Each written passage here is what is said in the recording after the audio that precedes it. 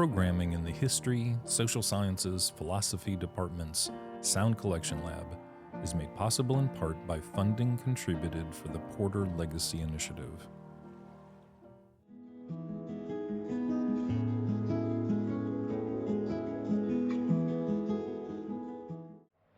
Good morning, I'm Timothy Craig, and I did my St. Scholastica interview with Sister Rosalie Ruesewald.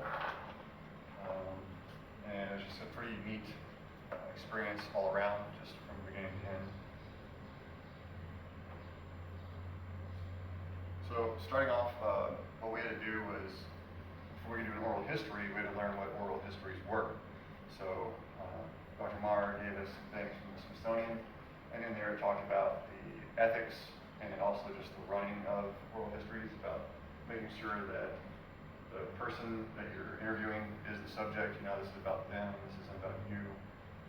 Try to use a lot of open-ended questions.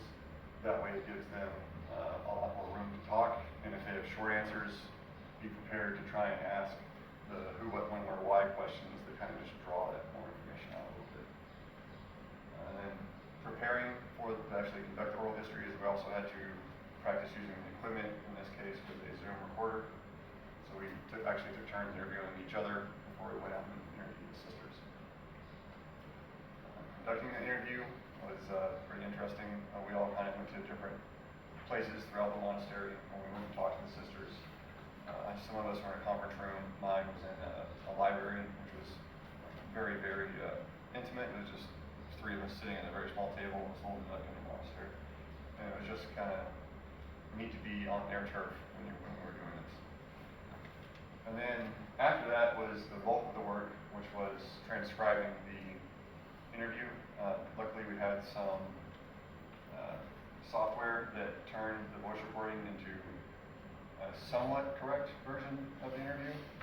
But the majority of the time was piecing those sentences back together, because the computer doesn't know a verbal pause is just a verbal pause in the middle of a sentence, and so you have one sentence spread across like 4 timelines. You need to try and piece those back together.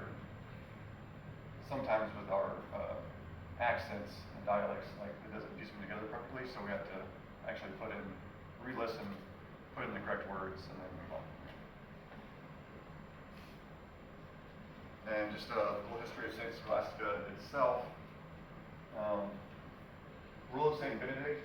So St. Benedict was an older religious figure back in in the 540s AD, but he just did his own way of serving God through study and prayer, and he gained a following, and so he made these rules of Benedict. And then so that's what the sisters follow, is this lifestyle. But also it's the Federation of St. Gertrude, which is 12 monasteries across Canada, the United States, kind of going from Arkansas up into the Appalachian Mountains. And then the history of St. Scholastica here, specifically, 1878, 2 nuns came down from Indiana, and they kind of set up in Subiaco because they were working with had to do with the German population that was moving down and working on the railroads. I don't know if any of you have ever taken the Van Buren train little trip, but it gives you a lot of history on that if you want to learn more about that part of this area.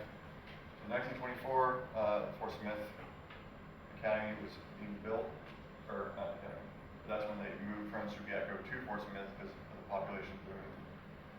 And then that got, at one point in 1958, they were up to 70 sisters across the couple of states around us, and a lot of them would come and do school, do terms here at the academy. And then that went away.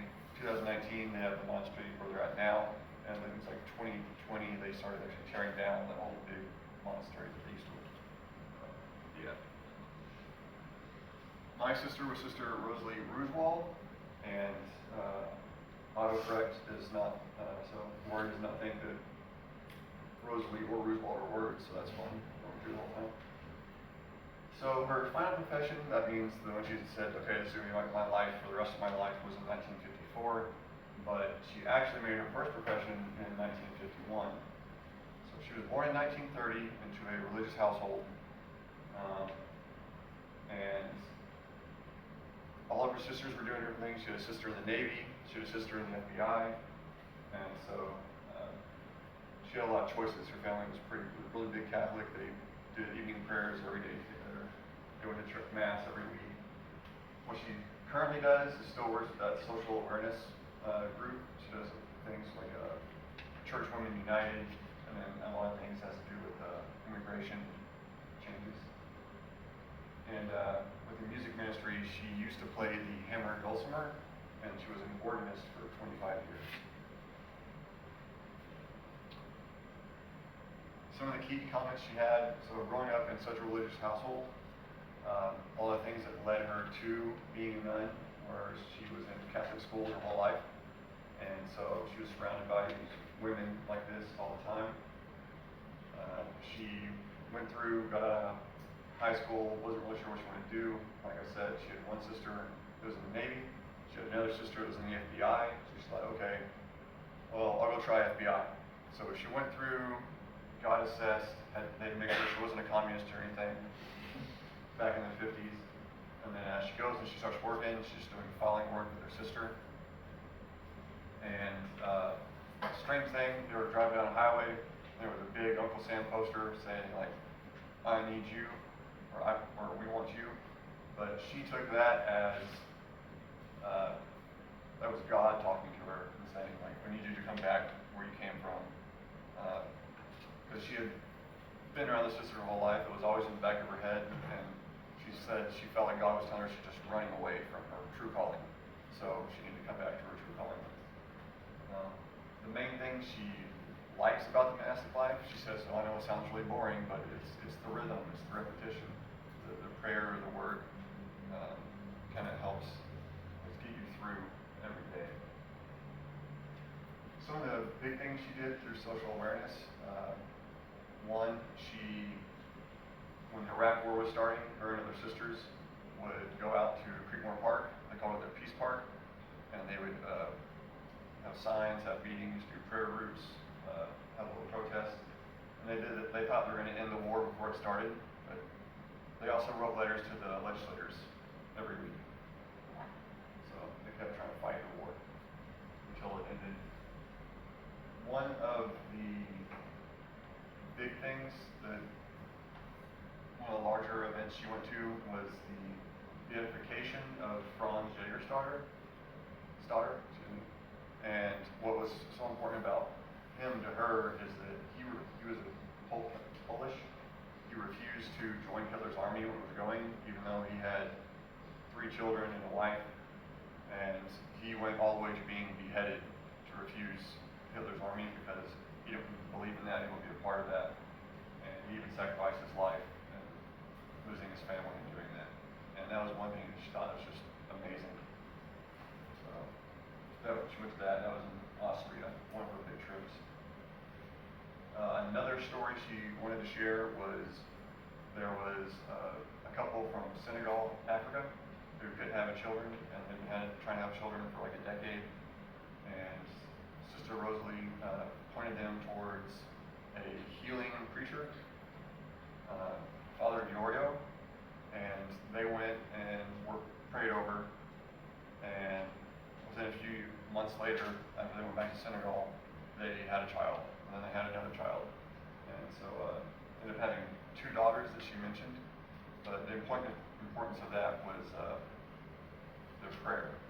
So that's where she found some meaning. She talked to that lady, Miss Elizabeth, for 14 years as a pen pal after that, after meeting her and doing that. She still has all those letters.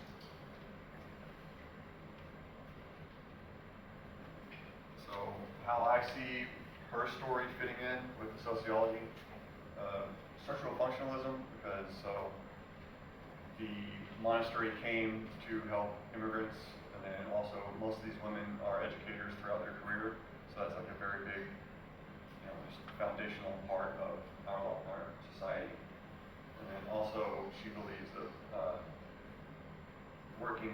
helping people with social issues is important because it helps integrate everyone. So that's just a function that she found a place she should come into and do work because she saw the need for that. And then symbolic interactionalism, the monastic life, there's a lot of things. It's very religious, and so they have, especially like in a Catholic institution, there are a lot of symbols, things that meaning, words, rites, actions.